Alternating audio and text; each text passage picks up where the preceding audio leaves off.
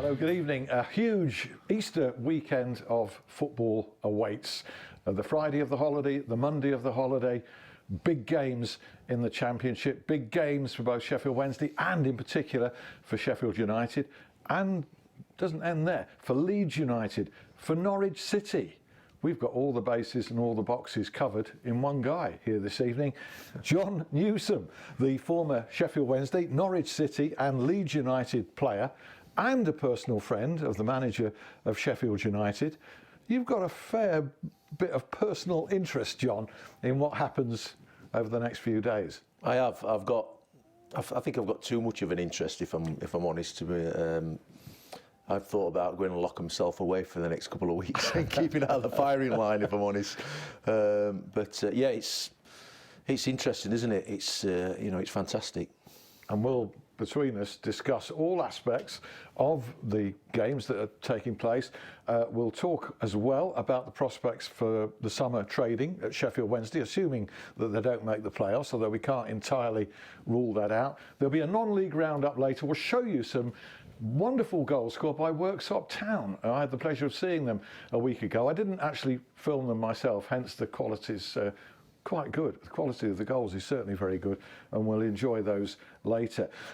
Before anybody says, hey, this is an unbalanced show, it's purely an Al show, it's not, and we're going to come on to that with Jon in a moment. Unfortunately, James Sosick of Blades Analytics couldn't make his scheduled appearance this evening. However, with Jon, we'll talk about the Blades to start with. And you know what the word of the week is for me? It was uttered right at the start of the week, or the end of last week, in the Bramall Lane press room where I was interviewing Chris Wilder for TalkSport, and it had been a very, let's be honest, a depressing day really for Sheffield United, with key injuries, last-minute equaliser for Millwall, a 1-1 draw, and subsequently Leeds went on to win. But he used late on in the interview the word perspective. That's my word of the week. And the other one is positivity, because why would we need to drum up positivity for a club and a team in Sheffield United's position at this time, which appears to be necessary in the case of a few supporters? Yeah, it's outrageous, isn't it? I think. I mean, if you'd said to them, let's take it back to the start of last season, they had a decent season and pushed for. They were up there up until sort of like the last couple of months, weren't they? And they fell away a little bit, and they've kicked on this year. And I've seen them quite a bit, really, with my work and being down there. You're now an agent, footballer. Yeah. We'll talk a bit about that later. Yeah, I'm interested to see how you So I've been to see a lot of games everywhere, really. So.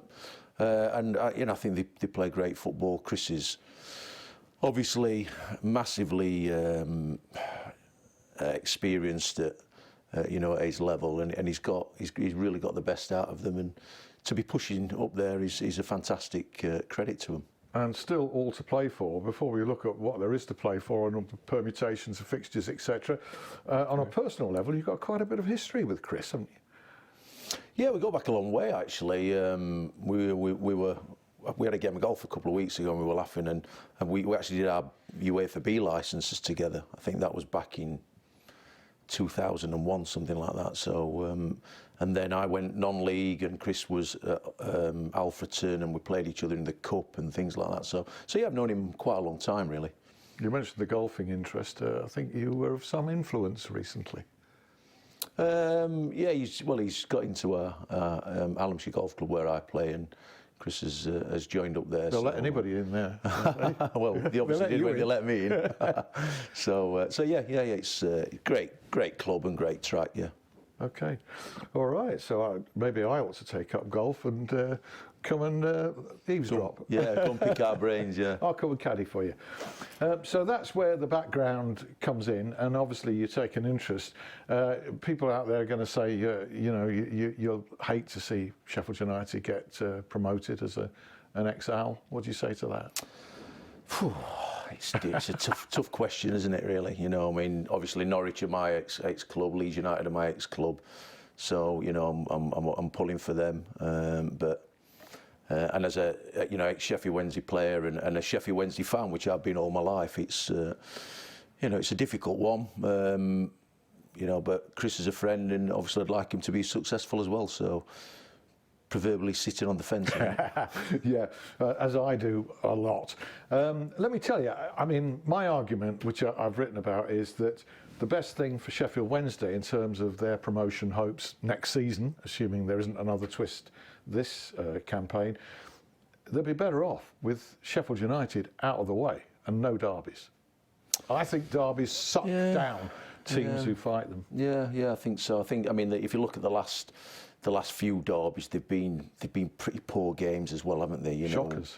3-0-0s. Yeah. So, and I think it's got to I think they're built up to be such a big game in the city, because it is a big game. I mean, it's a massive game for both sides of the city, and I think it just gets to the point where you just don't want to lose.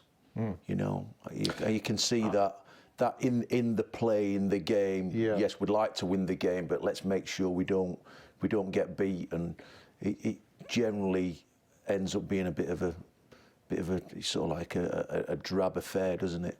Well, these three have. Not everyone has, but No. when you consider the nervous energy that's wasted when you end up over a season with 2-0-0s over that one fixture, the energy drain. And like you say, I mean, both Steve Bruce and Chris Wilder, when I talked to them after the most recent, were disappointed, that their teams hadn't created more and won the game. But underlying that, I felt in the body language of both, primarily they hadn't lost, which was the primary emotion, reflecting the primary emotion of the supporters, really. Well, absolutely. Games. I mean, it's only sort of like last season, wasn't it, when Sheffield United came to Hillsborough and smashed them out of sight, really. And that's painful, really, really painful as a Sheffield Wednesday supporter, and it must have hurt the players incredibly. And you've got to make sure that doesn't happen again. And again, hence, like you say, 3-0-0. It's the kind of game that if you'd thrown in a different team, supposing it'd have been a Southampton, or I know they're in a different division, or somebody like that you had to play twice, or a Portsmouth or somebody. You'd hope for more than 2 points from the two games, I think, if you wish Sheffield United or Sheffield Wednesday. Yeah, I think definitely. Yeah, it's. I may be wrong. Maybe. Like I say, they just become. They've got probably sounds a bit daft, but they've probably got a little bit too big now. The Sheffield derbies. There's so much hanging in the balance that. Too much. Like you say, maybe a year or two off, and. Yeah, well, also the other thing is that. One of the city teams in the Premier League is or should be a spark for the other. A stimulus to that's what we've got to do. Absolutely, and I think in reality it's criminal, isn't it, that as a city the size of Sheffield that we don't have anybody up there. And I feel sorry. I mean, I've got children who are growing up now. My son's 22, and I've said to him he's never lived that Premiership football supporting his club. He's never had the Chelseas and the Man Uniteds and the Manchester Cities, the Liverpools coming to town, and the buzz of the city, and it grasps the city. It's so much better for the economy, for the team, the exposure of the city, everything, and really as a Sheffield Wednesday supporter, that it's like a whole generation have not experienced that yet. Well, going back to the top flight derbies, they were pretty dramatic affairs in contrast to the ones that we've had in the 90s. Yeah. And I was a bit luckier than you. My son was just getting interested in football around the time that both of them were in the Premier League together. Absolutely. I didn't realise just how precious and how good a time that was at the time. Yeah, exactly. But now we've got this. Talk about Owls and what they're going to do in the summer. It's a big job for Steve Bruce. There's a lot of rebuilding to do. Your thoughts on that? But let's have a look at some of the big games over the weekend. We'll start with the Owls at Norwich. Now, fingers crossed, Sheffield United won't give Norwich an opportunity to clinch promotion tomorrow. I think United would have to lose to Nottingham Forest and Norwich then win against Sheffield Wednesday, but still a big game at Carrow Road. You know what things are like there. Is there an element of surprise that they've done so well this season, Norwich? Yeah, I think so. I mean, it's not that long ago they were calling for the manager's head. You know, and he's turned them around, I mean, he's done an incredible job, hasn't he? That is a lesson to all those clubs and chairmen that sack managers when things don't go to plan immediately, isn't it? I think so. Yeah, I think so. And it happens too often now, doesn't it? You know, managers. I mean, some of them, you know, 6, 7, 8 games, and people are calling for them. And yeah, I think stability is the key, isn't it? And it's been shown over many years that's, you know, the ultimate was Sir Alex Ferguson, wasn't it? You know, and he was one game off. You know, and a good friend of mine, Mark Robbins, who was at Norwich who scored the goal, which apparently kept him his job, and you know, the rest is history, isn't it? Yeah, Mark Robbins, I remember speaking to him about that. He wasn't so sure that was the case. Absolutely, yeah. Well, you, if he's a pal of yours, he'll have told you the same thing, I'm sure. Yeah, but definitely. Nevertheless, it was. If it hadn't have been that game, it might have been the next one for us. Yeah, exactly. And it just shows you that. I mean, you know, in hindsight, I mean, what a disastrous decision that would have been, eh? You know, for Sir Alex Ferguson. It, you know, doesn't bear thinking, does it really, nowadays? But yeah, I think there's, so, you know, going back to Norwich, I mean, the club's lovely. It's a fabulous football club. You know, people talk about, you know, it's family friendly and it's a togetherness. I think it's because it's so sort of stuck out on a limb. You know, everybody knows it's a bit of a nightmare to get to, and the roads aren't great.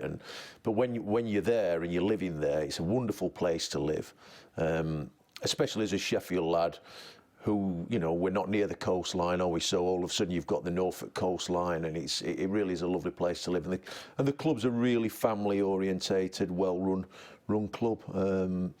You know, they always welcome me back with open arms, and I love going down there. So yeah, I've enjoyed my visits over the years, and I know exactly what you're talking about there. I think it's a fantastic city. Nigel Worthington, who you know quite well, still chooses to live there in the Holt area, I think, of Norwich, which is sort of a suburb of the city. But I think it suits the people there that the road communications are so poor and that it's so hard to get in. Absolutely. The only people who sort of like ask for or want a motorway are people who live outside of Norwich. When you live there, people don't want one. You know, they're quite happy with the roads. And there wouldn't have been one of the best comedy films ever made, John Cleese and Clockwise, if there had been a motorway going into Norwich. Do you remember that one? No, I don't. Oh, brilliant. Check out John Cleese and Clockwise. Leeds United, another former club. Now then, who have they got to face? They've got Wigan this Friday. They've got Brentford on Monday, and then Aston Villa and Ipswich. The one there that stands out for me is that Villa game, in terms of difficulty. Massive. Yeah, they're flying, aren't they? You know, Smith's gone in there and again, didn't really have a massive impact initially, did he? But he's stamped his authority, he's put his mark on them, and you know, they're producing results and good football right at the optimum moment, aren't they? You know, coming into the end of the season, playoffs. Tough game for Leeds against Aston Villa. That will be. I think it's 6 or 7 even wins in a row for Villa, and that one I see that one as being a possibly lose game for Leeds.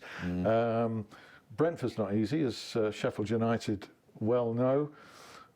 Ipswich away should take care of itself, although that's the final game, and it's odd, isn't it? Sheffield United's final game is also Ipswich, but that final home game is against Ipswich.